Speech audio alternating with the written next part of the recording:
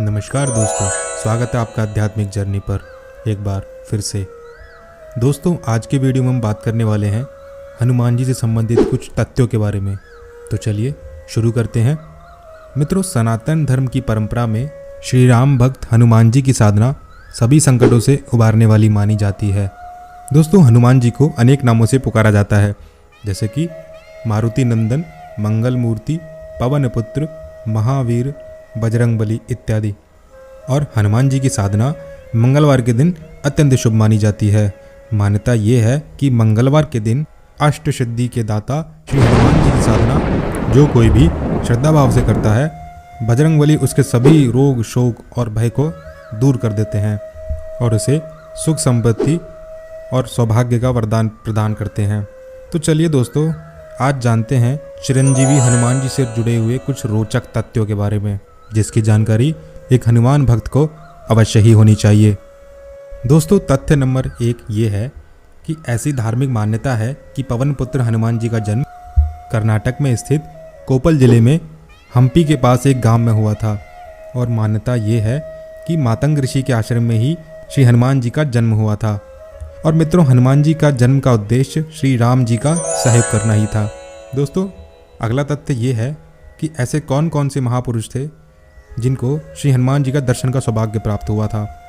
तो 13वीं शताब्दी में माधवाचार्य, 16वीं शताब्दी में श्री तुलसीदास जी, 17वीं शताब्दी में रामदास जी, राघवेंद्र स्वामी और 20वीं शताब्दी में स्वामी रामदास हनुमान जी को देखने का दावा करते हैं। मित्रों, अब बात कर लेते हैं हनुमान जी के पसीने के रहस्य के बारे में। तो हनुमान जी के पसीने का रहस्य बहुत ही आश्चर्यजनक है। उनके पसीने से उनका एक पुत्र का जन्म हुआ था। दरअसल हनुमान जी पूरी लंका का दर्शन कर समुद्र में अपनी पूंछ की आग बुझाने और अपने शरीर का तापमान को कम करने के लिए जब विश्राम कर रहे थे, तब उनके शरीर से टपका पसीना एक मादा मगरमच्छ ने निगल लिया था। उनके पसीने की शक्ति से उनके एक पुत्र का जन्म हुआ था, जिसका नाम मकरध्वज था। दोस्तों, अगला तथ्य ये है कि हनुमान जी के 108 नाम हैं। संस्कृत में हर एक नाम का मतलब उनके जीवन के अध्यायों का सार बताता है। यही कारण है कि उनके नाम मात्र का जप करने से श्री हनुमान जी की असीम कृपा प्राप्त होती है। अगला तथ्य ये है कि ब्रह्मदेव ने हनुमान जी को 3 वरदान दिए थे, जिसमें सबसे प्रमुख और शक्तिशाली वरदान था कि उन पर ब्रह्मास्त्र का कोई असर ना होना। मित्रों, ब्रह्मांड में भगवान के बाद यदि कोई एक शक्ति मानी जाती है जिस पर ब्रह्मास्त्र का असर नहीं होता, तो वो श्री हनुमान जी को माना जाता है। महावीर बजरंगबली के समक्ष किसी भी प्रकार की मायावी शक्ति भी नहीं ठहर सकती। दोस्तों, क्या आप जानते हैं कि सर्वप्रथम रामायण श्री हनुमान जी ने हिमालय पर्वत पर अपने नाखूनों से उकेर कर लिखी थी।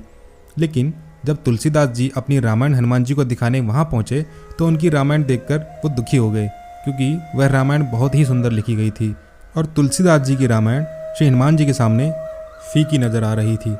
तो हनुमान जी ने जब तुलसीदास के मन की बात जानी, तो उन्होंने अपनी रामायण को तुरंत मिटा दिया। दोस्तों, अगला तथ्य ये है कि जैसे श्री राम भगवान की लंबी उम्र के लिए सीता माता अपनी मांग में सिंदूर लगाती हैं, ये बात सुनकर हनुमान जी ने अपने पूरे शरीर पर सिंदूर लगा लिया था और तभी से बजरंगबली को सिंदूर चढ़ाने की परंपरा चली आ रही है। दोस्तों, हनुमान चालीसा की तरह सुंदरकांड का पाठ हनुमत भक्तों की सभी मनोकामना को पूरा करके शुभ फल प्रदान करने वाला है। श्री रामचरितमानस के सुंदरकांड में हनुमान जी की महिमा का विस्तार से वर्णन किया गया है। मान्यता ये है कि जिस घर में सुंदरकांड का पाठ होता है, वहाँ पर हमेशा शुभता और संपन्नता का वास बना रहता है।